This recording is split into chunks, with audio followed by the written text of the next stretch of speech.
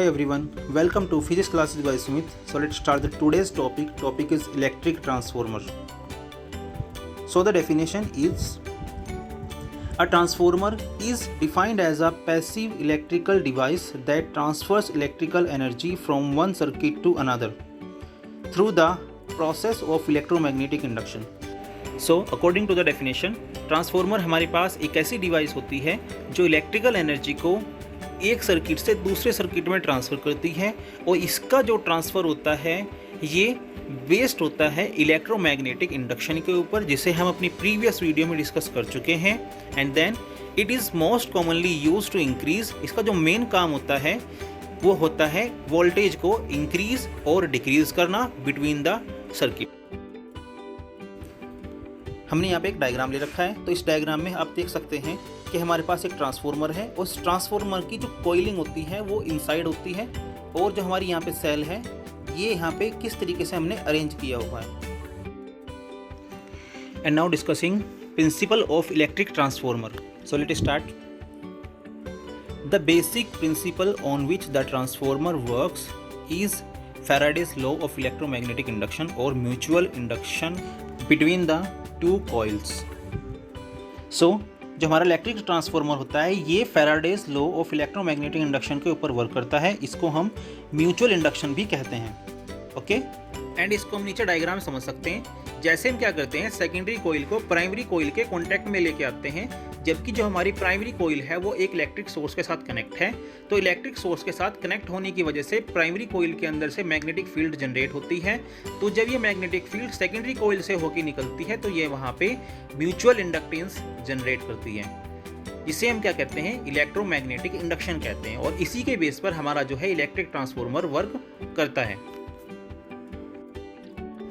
And The transformer consists of two separate windings placed over the laminated silicon steel core. हम क्या करते हैं, transformer में हम दो अलग अलग वाइंडिंग लेके चलते हैं जो हमारी सिलिकॉन स्टील कोर पर लैमिनेट होती हैं। ओके, जिसको हम नीचे यहाँ डायग्राम में देख सकते हैं। And the winding to which AC supply is connected is called primary winding. जिस वाइंडिंग के साथ में AC सप्लाई क्या होती है, हमारी कनेक्ट होती है, उसको हम प्राइमरी वाइंडिंग कहते हैं।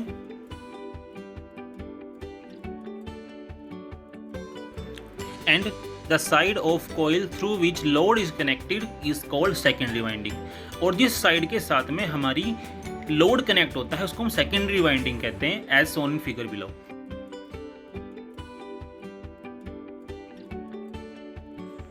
एंड नाउ हम कह सकते हैं it works on the alternating current only. तो जो हमारा इलेक्ट्रिक ट्रांसफॉर्मर होता है ये केवल और केवल अल्टरनेटिंग करंट के ऊपर वर्क करता है, because N alternating flux is required for mutual induction. क्योंकि म्यूचुअल इंडक्शन के लिए हमें जो है यहाँ पे अल्टरनेटिंग फ्लक्स ही क्या होते हैं, रिक्वायर्ड होते हैं। ठीक है, बिटवीन द टू वाइंडिंग्स, दोनों वाइंडिंग्स के बीच में।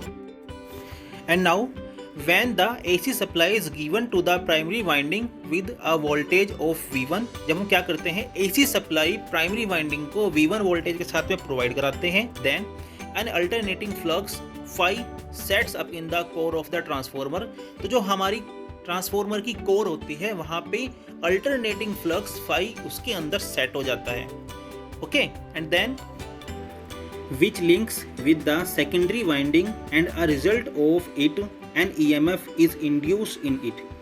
जब ये सेटअप हो जाता है तो उसके बाद हमारे सेकेंडरी कोइल के अंदर यहाँ पे एक EMF जनरेट होता है जिसको हम इलेक्ट्रोमोटिव फोर्स बोलते हैं।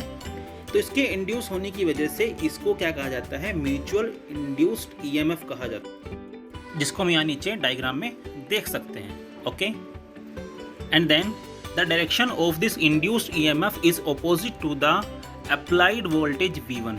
तो जो हमारे यहाँ पे EMF इंड्यूस हुआ है उसकी जो डायरेक्शन होगी वो अप्लाइड वोल्टेज V1 के ऑपोजिट होगी, जो कि हमारी प्राइमरी कोइल से आ रही है। ठीक है, and this is because of the Lenz law as shown in the figure below. तो ये जो यहाँ पे हमें देखने को मिलता है इसको लेंस लॉ कहा जाता है और ये उसी के बेस पर हमें यहाँ पे देखने को मिलता है। ओके, एंड नीचे दिए गए डायग्राम में हम क्लियरली दे सकते हैं कि physically there is no electrical connection between the two windings. हमारे यहाँ पे जो वाइंडिंग्स है इनके बीच में कोई भी आपको यहाँ पे कनेक्शन देखने को नहीं मिलता है, but they are magnetically connected. लेकिन जो हमारी वाइंडिंग्स होती हैं ये मैग्नेटिकली कनेक्टेड होती हैं, क्योंकि हम जानते हैं जब मैग्नेटिक फील्ड प्राइमरी कोइल से सेकेंडरी कोइल के अंदर जा रही है तो दोनों की दोनों जो फील्ड है हमारी, जो कोइल है हमारी, वो मैग्नेटाइज हो जाती है। तो यही कनेक्शन यहाँ पे हमें देखने को मिलता है, जिससे यहाँ पे म्यूचुअल इंडक्टेंस जनरेट होता है। Therefore the electrical power is transferred from the primary circuit to the secondary circuit through mutual inductance. इसी वजह से जो हमारी इलेक्ट्रिकल पावर होती है वो प्राइमरी सर्किट से सेकेंडरी सर्किट में क्या होती है, ट्रांसफर हो जाती है थ्रू द म्यूचुअल इंडक्टेंस, जो हमें यहाँ पे क्रिएट होता है। And now some important things such as if the primary coil has greater number of turns and secondary coil has less number of turns, then the transformer said to be step down।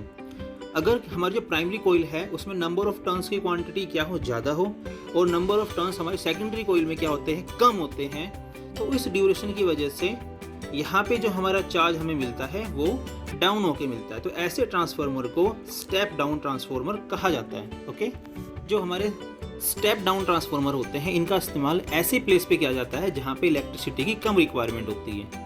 And then the other point is if the transformer has less number of turns in primary coil and greater number of turns in secondary coil, therefore the transformer said to be step up।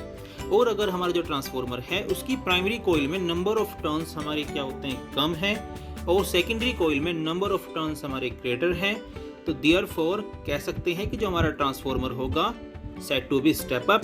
तो ये transformer हमारा step up होगा, means इस transformer का इस्तेमाल उन जगह पे किया जाता है जहाँ पे इलेक्ट्रिसिटी की रिक्वायरमेंट ज़्यादा होती है। Okay, and the most important thing is hazards. If the maximum load is connected to the transformer, then it will be explode with a greater amount of energy, lightning and sound। So कह सकते हैं अगर किसी कारण से transformer पे अचानक से लोड बढ़ जाता है और उस लोड की क्वांटिटी मैक्सिमम हो जाती है, then the transformer will be explode. तो जो हमारा ट्रांसफार्मर होता है वो फट जाता है और वहाँ से greater amount of energy, lightning और साउंड रिलीज हो सकता है, जिसको हम इस फिगर में देख सकते हैं। ओके।